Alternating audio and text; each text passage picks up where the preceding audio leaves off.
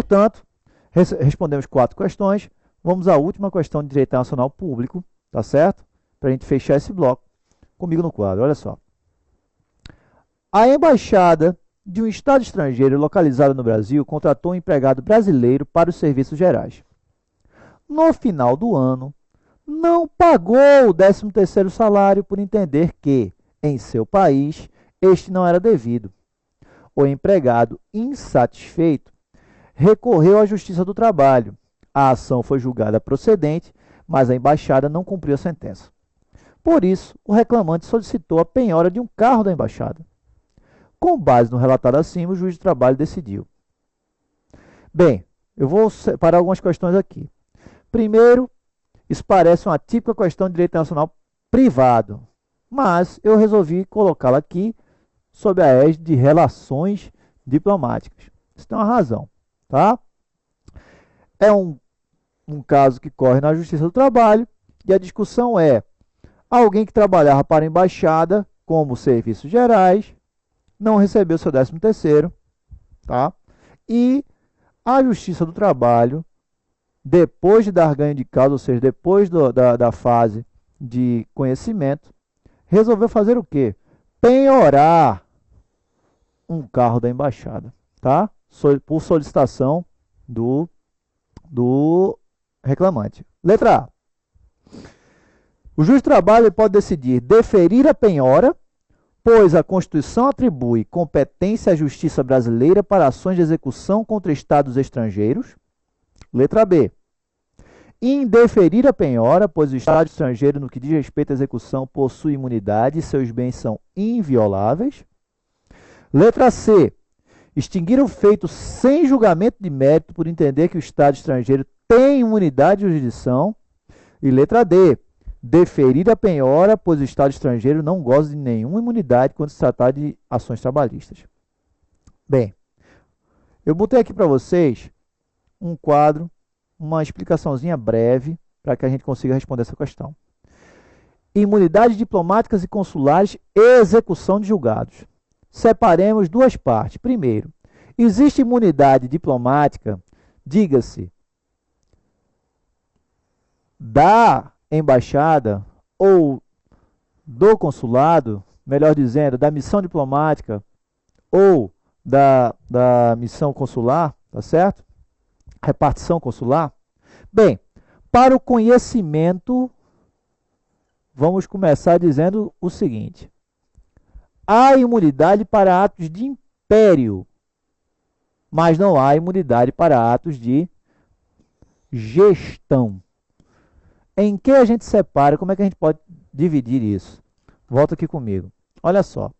Imagine que uma pessoa tenha envidado esforços financeiros comprando passagem aérea, fazendo reserva em hotel com pagamento adiantado, quer dizer, fez pagamento adiantado, fez diversas compras via internet que estão lá esperando no hotel. E tudo isso depende da concessão de um visto para entrada num país. E esse visto, ele é negado a essa pessoa. Será que pode haver uma judicialização dessa negativa de visto? Primeiro, o visto, a concessão de visto é um ato tipicamente de império por parte de um Estado, que escolhe quem ele vai abrigar no seu território. Portanto, o direito internacional, ele prevê que os atos de império, isso já reconhecido pelo nosso próprio STF, se não me falha a memória, no recurso extraordinário 80.004, um recurso bem antigo, tá? Reconheceu que, para atos de império, o Estado estrangeiro goza de imunidade de conhecimento, inclusive, ou seja, o processo sequer será conhecido. O processo ele não correrá ao impedimento. Por quê? Porque aquela é uma prerrogativa de cunho soberano.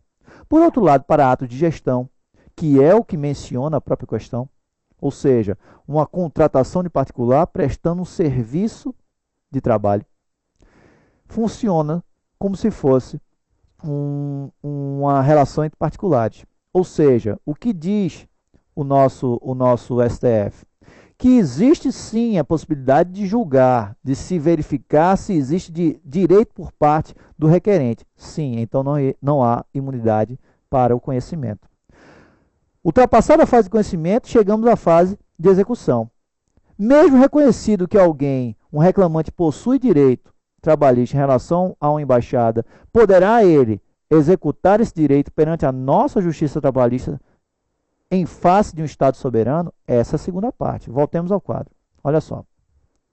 Para a execução, existe imunidade de bens móveis e imóveis das missões diplomáticas e repartições consulares ligados à função representativa do Estado, de acordo com a Convenção de Viena de 1961 e de Viena de 1963, relações diplomáticas, relações consulares. Portanto, imunidade de todos os bens ligados à função representativa do Estado. Essas duas convenções foram ratificadas pelo Brasil. Por outro lado, não haveria imunidade para bens estranhos à representação diplomática. Então, não há imunidade para bens estranhos à representação diplomática ou consular e que se encontrem no território do Estado de foro. Isso de acordo com a Convenção das Nações Unidas sobre Imunidades Jurisdicionais dos Estados e seus bens, celebrada em Nova York, no seu artigo 19, que o Brasil ainda não ratificou. Portanto, voltemos ao texto da questão. O que se requereu penhorar foi um carro da embaixada que não diz se existem 10 mil carros. É um carro que é utilizado pelo embaixador na sua atividade diuturna. Consequentemente, não pode ser outra resposta senão: o juiz poderia deferir a penhora porque a Constituição atribui competência para a Justiça brasileira para ações de execução contra Estados. A Constituição não fala nada sobre isso. Quem menciona isso, quem traz isso há um certo tempo é o STF. B. Indeferir a penhora porque o Estado estrangeiro, no que diz respeito à execução, possui imunidade e seus bens são invioláveis? Sim, porque este bem, especificamente falando, esse carro da embaixada, ele não foi descrito na questão como um bem que não diz respeito à função diplomática. Portanto, a resposta é a letra B. C. Extinguir o feito sem julgamento de mérito por entender que o Estado estrangeiro tem imunidade de jurisdição. Ele não tem imunidade de jurisdição. Ele tem imunidade de execução. Afinal, essa sentença brasileira pode ser levada à execução no país da embaixada. E letra D. Deferir a penhora, pois o Estado estrangeiro não goza de nenhuma imunidade quando se tratar sobre ações trabalhistas. É exatamente o que não se pode fazer sob pena de haver um conflito de cunho diplomático.